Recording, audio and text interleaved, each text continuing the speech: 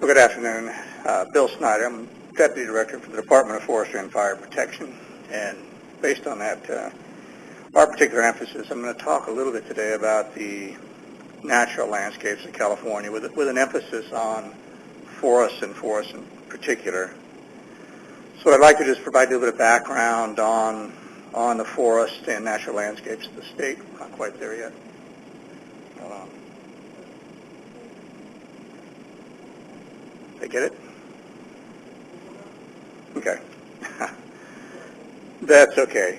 Bill Snyder, I'm the Deputy Director for the Department of Forestry and Fire Protection. And I'm going to talk a little bit today, give you a bit of background about the state's natural landscapes and the forested landscapes, and look a little bit from a climate perspective what we perceive to be the threats and risks to those landscapes that climate will provide, and look at approaches then to safeguarding forests and natural landscapes within the backdrop of, we're talking roughly about 80 million acres total. That 80 million acres is made up of a broad number of vegetative types. Certainly, we look at shrub communities like marine chaparral. We look at forest communities, look at hardwoods that line the Central Valley.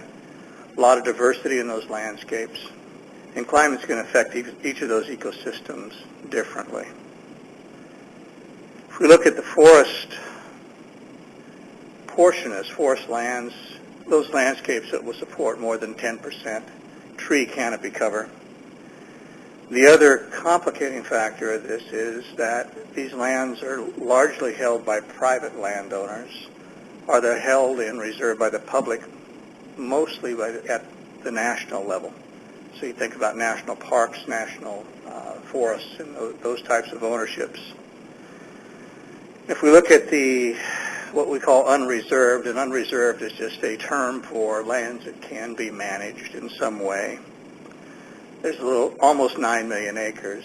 And looking at that portion of the land ownership base, half of that's owned by small landowners, and half of it's owned by larger industrial folks, people you could think of that have sawmills and produce lumber and produce products.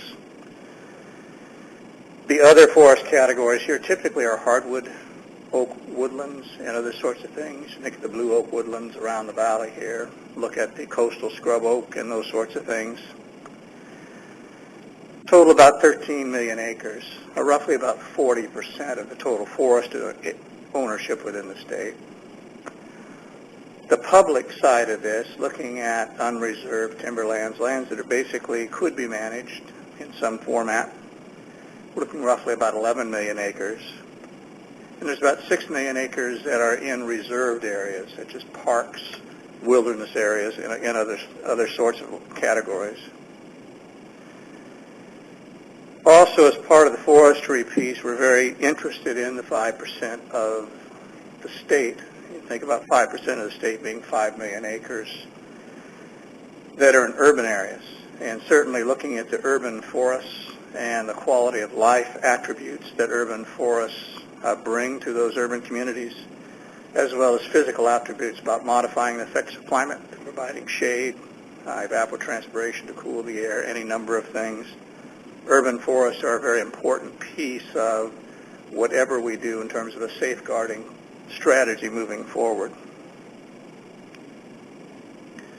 So that's a bit of the background. Just thinking about threats and risk. Obviously, we've all been looking at and hearing reports of the rim fire, and I think, being citizens of California and watching fires and fire behavior over the years, we're all familiar with the fact that California experiences some really significant fire seasons and fire events. But really, fires are only a part of the picture. If we look at, the range of things that could potentially affect these natural landscapes, I think one of the ones that often gets forgotten are just the hydrologic pieces, because those plants that are located on those landscapes depend on precipitation to get the water that they need to grow. They're going to notice changes in the air temperature in terms. in terms of their ability to process that moisture and protect themselves. They're going to notice changes in the weather patterns in terms of their ability to process that moisture and protect themselves. They're going to notice changes in the temperature in terms of their ability to process that moisture and protect themselves. And a lot of the things that we're going to see relative to reductions in snowpacks, earlier spring runoff, and summer base flows really are going to be manifested in those plants in a much longer growing season, and a much longer portion of that growing season being under soil moisture conditions where they're going to have a difficult time getting moisture from the soil. Fire obviously is another one of those things that will have a significant impact. We certainly are anticipating that fire activity will increase in the future. The severity of those fires will increase. A lot of what happens as it relates to fire is that those fires will actually drive events on the landscape that will basically interrupt or disrupt the normal burning frequency that those natural landscapes have evolved under. And what will happen is, if the fires burn more frequently, you could have species that actually are extirpated from the landscapes.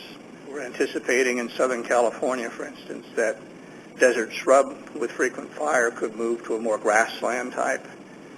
Marine chaparral could move to a more grassland type. And within the conifer types, we could see more brush moving into forested stands as the frequency of burning increases. Very significant impacts are potentially going to occur. Also, I think we talked a little bit this morning about invasive species, so I'm not going to get into that. But thinking about factors which basically are more favorable for biological movement from one species type to another. We have a lot of invasive species, cheatgrass, orchard grass, a number of plant species that basically are invasive and will do better in some of the changed climate regimes that we face. We also look at what differences in precipitation and change in temperatures, that species that are accustomed and on the fringes will tend to retreat. And we're expecting both a west-east retreat of some species as they move up in elevation in the Sierras, as well as from north to south, or south to north, as we look at southern species moving and being extirpated. Southern California was going to get drier and being a little more compressed in the northern part of the state. The other things that we get into in looking at changes in growth patterns. The vegetation is going to grow differently. It's going to be stressed differently. And even though there will be some benefit from increased carbon dioxide in the atmosphere, all of the other things, soil moisture, temperature, sunlight, are going to kind of mix to basically give us an unpredictable growth pattern for a lot of these natural landscapes. So as we look at this, how it actually translates into economic impacts across the state, and look at how we deal with fire damage and how we deal with fire suppression costs, are all things that are going to be important as we look at how we respond to this and how we provide for strategies which will safeguard, to the extent possible, these natural landscapes. Wildfire, I think, is probably the thing we are most familiar with, being with the department. We spent a lot of time, a lot of effort looking at and modeling fire behavior across the state and identifying to what extent fire threat poses a risk to the landscapes. But what we've been observing over the last few years, particularly this year, some of the brush species, which we would expect to be right about 80% moisture content in live fuel, are right now between 50 and 60%. So the manifestation of this last year, where we've had some drought, are conditions that we anticipate will occur more frequently as we move into the future. Those conditions obviously are going to contribute to higher fire behavior and result in wildfires, such as we saw this summer, with the rim fire being more common throughout the state. The other forest health risks that we're going to be needing to look at and evaluate is just looking at how do these drought affect individual plant organisms, and to what degree do they increase the susceptibility of those plants to insects and disease. And because these trees really don't have the ability to move within the landscape that they're in, we anticipate that both insect and disease and mortality associated with both of those factors will increase. The other piece of this, as we look at the other threat that is of concern, is conversions, and forest land conversions in particular. We expect this to be manifest most commonly within the oak woodlands and those forests that generally surround a lot of the communities now in the coastal areas where a lot of the development has occurred. But as we look forward to moving into a different climate with different pressures, certainly looking at the value of those landscapes to provide for quality of life and other features that we have come on them to depend on is going to be important.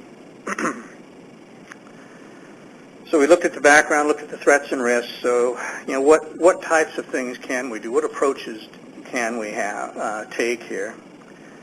And I want to put this within the context, at least in the forest world, that the numbers we're talking about are huge. The fire threat reduction piece involves treatment of anywhere from 3 to 6 million acres in order to bring some of those landscapes into a more fire-resistant condition. We have reforestation needs on an estimated 500,000 acres that would benefit from planting of trees. We have 3 million acres that are currently understocked and aren't sequestering the amount of carbon that they could moving forward into the future. And there's another 1 million to 1.5 million acres that are overstocked. They really need to be thinned so that they can have a higher chance of surviving under drought conditions. So as we look at some of the options we may have for safeguarding California, I think one of the big challenges is just the number of acres that really need to be treated.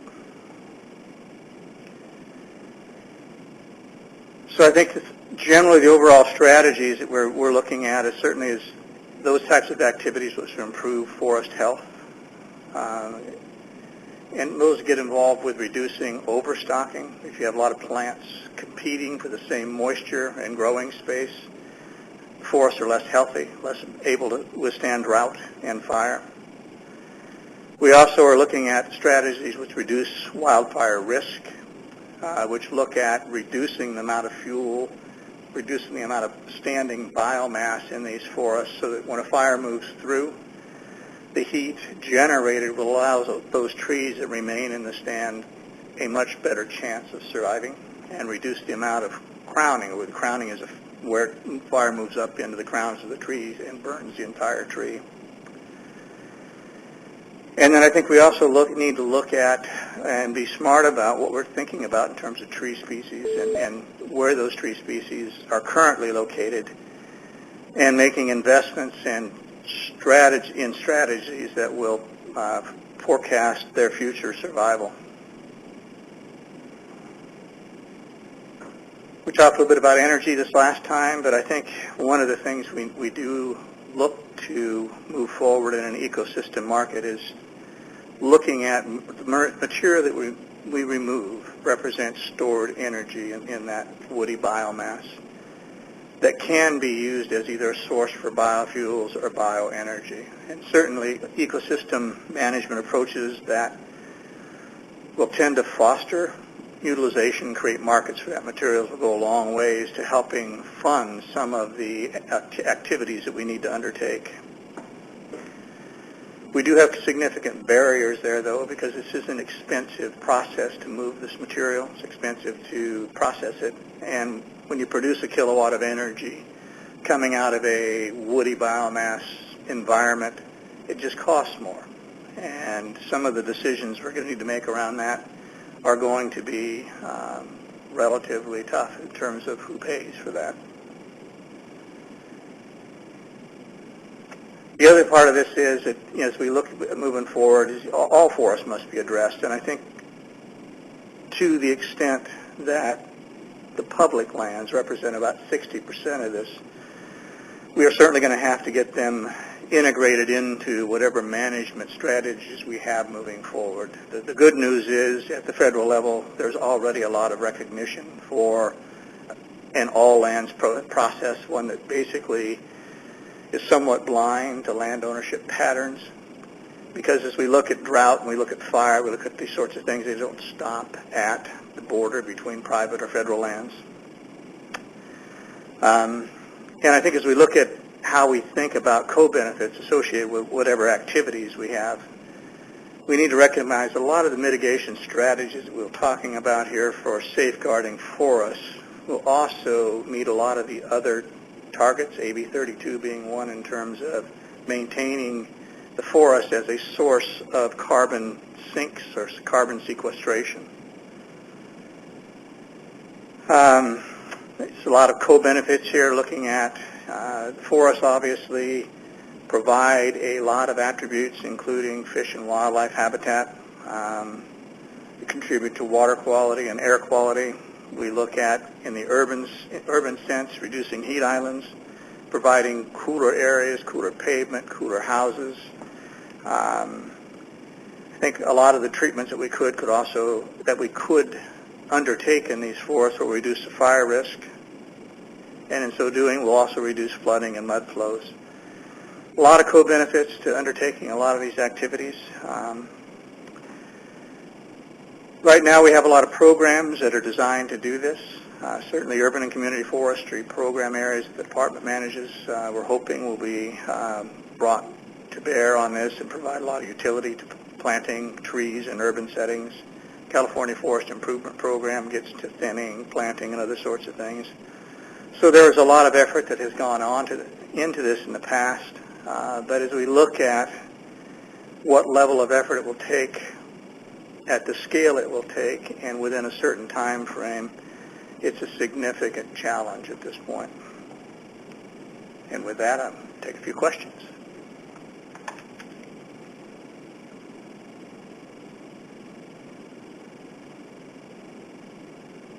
Okay. Did a good job of explaining it, apparently. Well, thank you very much. I think we do have a question. Oh, you have a question. Could you just explain the fundamental differences between the state's approach to fuels management and the Forest Service approach to fuels management from your perspective, and what you're doing right now to maybe sync those up or get on the same page with that? I think on the fuels management side of it, we're pretty much on the same page. The fundamental difference is on the federal side, they own the land. And in some ways, because they own the land, they have a little more control over when and how those treatments occur. They face the same challenges that we face, though, in terms of the funding piece. The approach on the state side, because we really don't control or own the lands, is we worked with local communities through a series of fire-safe councils to develop community wildfire protection plans. We also develop fire protection plans that for each of our fire units that basically then look at the strategic approaches to managing fuel. From those plans, then, we either undertake fuel treatment activities ourselves using hand crews, or the local fire-safe councils will get funding to undertake their projects. So it's a little different approach. But on the state side, it depends a lot more on building partners and developing partnerships that lead to funding to get work done, or using state funding and state crews to get the work done. On the federal side, it's more of a federally controlled. But you would say you fundamentally agree on the value of the risk-benefit equation for things like prescribed burns and what has come to be known as wildland fire use as a term of art? Well, the wildland fire use is certainly a little harder, in terms of the different missions. And I think if you think about private lands within the state responsibility areas, there's generally a more well-developed public infrastructure, homes, houses, roads, utility corridors, and other sorts of things. So our fundamental mission on the fire suppression side is when we get a fire on those state responsibility area lands, we are pretty aggressive about putting that fire out. I think where those conditions exist in the federal lands where they have responsibility, they're also relatively aggressive about putting fires out where there's public life and property. But they do take a different approach to areas where there's very little public infrastructure but a lot of natural landscape, and they do use more managed fire. And because of the relatively remote conditions, it's much easier for them to manage that as they manage fire. Hopefully that answers your question. Yeah, sure. Thank you. Yeah. Okay, well, thank you very much.